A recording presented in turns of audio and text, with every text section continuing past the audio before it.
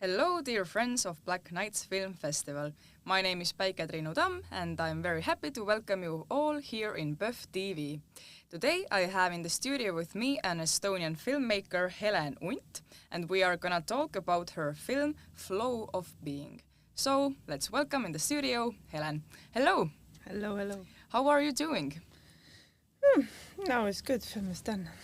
I mean, for Estonians, it's pretty rough time. I mean, November we have so less sunlight and I don't know. Not much rainy as days. November here. Okay. But warms it up. Oh, it's good to hear. So, have you already seen something interesting at the festival? Not yet. Okay. Tonight I will. Okay, so I hope you have a pleasant experience. But talking about your work you have done, every kind of art project starts from some kind of idea. I mean, there has to be some kind of input or inspiration. So, was there a specific or like personal experience or event that prompted the creation of your film? Yes, there's a story. Mm-hmm. A friend of mine put me sitting on a bench with a woman. I hadn't seen her before. She told me a story. And immediately I felt that this story needs to be an animated film, and I want to do that film. So this feeling carried me for 7 years. That was in summer 2017. And several years it carried me. Then first application came, then further funding applications came, and then the story changed a lot, of course. But that was the starting point. Okay, pretty nice. So, I mean, with such a big project, there are many things to think about, to think of it for it to be the best as it could be. So, what was the biggest challenge of making your film? Yes, animation, indeed. However, whatever technique you choose, animation is a challenge. And I had, from the beginning, a wish to use different techniques and to use them so that the techniques themselves or the change of technique is part of telling the story. And in animation, you create everything from scratch. There's nothing. You create your own rules. How does the world function in your film? I had to do that twice because I have this different techniques and a mix of techniques. So it's yes, the challenge was to handle all that together. For example, yes, having two techniques. Producer thinks, yes, two teams, different teams. Let's make them work parallelly. Like it's efficient in a way, in theory. But in practice, me as a director was not able to handle that. And so after one part was finished, then I was able to understand that, yes, of course, the questions that were asked, like the team that was making the drawn film part, yes, of course, they didn't know the answers. They couldn't have done that without my answers, which I was not able to give before I was finished with my sand animation. Okay, but as I can guess, everything worked out because you're here, you're in the festival, the film is yes. ready. Yes, took a while, but then it was done, yeah. So it's good to hear. But for me personally, the field of animation films is totally undiscovered. I know nothing about the process or the techniques you mentioned. So in your opinion, what is the unique power of animation as a storytelling medium compared to live action films? Why animation? That is a question every animation maker asks, because animation is done frame by frame. We have 25 frames a second. Okay, animators usually cheat, we do 12, but not always, depends on the moment. But the budgets are roughly 10 times bigger than live animation budgets, because that is, to make it frame by frame, it means the team is working the whole day for several months. Live action, the take period is a few weeks, a few days, but for us it's several months. and it's a team. It's not one. I mean, some people do it alone.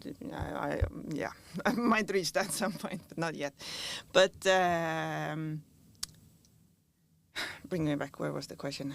The challenges of animation. Why make animation? Because it is visual, depending on the technique. Or yes, puppet or painted, or it is created. It's a graphic image. It's not real world. It's a created world. It's whether it's drawn or puppets or sand, whatever materials you use, you have the ability to make your own rules.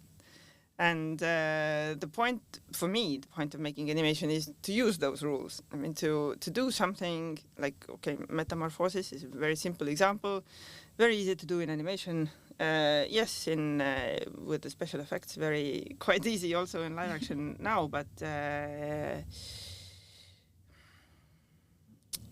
it makes it more abstract. And to tell a story, for me, animation, I use animation to tell a story that is abstract enough so that the viewer can fill in the gaps or like relate in her or his own way. And yes, the abstractness. Okay, I mean, for me the key, but it's different makers have different answers for that. But yeah, of course. and also the materials. For me, yes, having done both drawn film, which is mainly in computers, and puppet or stop motion, which is mainly with actual materials. This old school vibe of actually touching some materials in addition to keyboard is also a good plus. Okay, understandable. I mean, then like in some way you have kind of, I don't know, bigger playground and like less maybe rules. Yes. Or yeah, you can like just... less limitation. Yes, more imagination. Yes, everything is possible. That's. I mean, okay, in live action, yes. I mean, if you use some effects, then everything is also possible. But in animation, it's even, in a way, it's more, the word that everything is possible means more in animation because a line can be alive. But does your film Flow of Being carry like any specific meanings or symbols that you feel very strongly about? Yes, you could say that too. Although the word symbol I'm a bit hesitating to use, but yes, have to adapt. In my film, there are two characters. There's a human-like character, or more like a woman. In my mind, she's a woman, but in one festival catalog, the she was made into a they, so I'm fine with that. But anyway, I would say it's a she. Yeah, that's where the imagination and the no rules comes in. Exactly, the several ways to interpret it. But yes, I mean the she becomes more people. So I mean, in a way, the day is it has a meaning. But and the other character is an elk, a wild animal, an elk. And I wouldn't call it a symbol, but yes, for me, the elk is this driving force that carries the woman forward in life, in a way. But and this is both literally and figuratively. Okay, but does the theme of flow in some way resonate with your own life experiences? Oh yes. In the flow is meant in like a Taoistic or this in Estonian we have this wonderful word kulg, or in English, yes, it can be called flux or something like this. This is my way of being. In I'm like some people have a goal and mindset that okay, I have my goal and I do all my steps to get to achieve my goal. I don't function like that. Yes, I had this feeling that I need to do that film. That was it. I go by feeling, yes, more than and the feeling of the flow also, yeah. I think it's a beautiful thing to just go with the flow and have a feeling, and you don't need more like deeper. You need food things. And warm home and stuff like that also. Okay, yeah, also in that way, yes. Balancing everything. Of course. Having a balance, constant dance of balance between wishes and needs. Okay, it seems you have a very warm connection with the work you have done, but how would you hope that your audience will react to the film, and what emotions would you like to evoke in them? I admit, I had a secret screening, a pre-premiere in summer for friends and friends of friends. It was spontaneous action, and in the audience there were some artists and creators who were touched by what they saw and who understood that, okay, through watching the film they saw that, okay, we think alike. And that was the moment when, for me, I felt that the film is complete. It was several months after the film was complete, and people asked me, okay, like 7 years is gone, how do you feel? And I was like, I don't know. But after that night, when I felt that, okay, my film actually has an audience, even if there are a few artists here in the woods, people who I value were touched. That was the important part, and that's in the few festivals that I've been to so far, that it was where it was screened, there was several people in both who I sensed that they were touched. I want to touch people, yes. I don't even need to find the words, or they don't even need to put into words what exactly or how were they touched, or I don't expect their life to be different after watching my film, but in some abstract feeling way, that is already enough for me. I mean, no words needed. If they can put it in words, that's beautiful.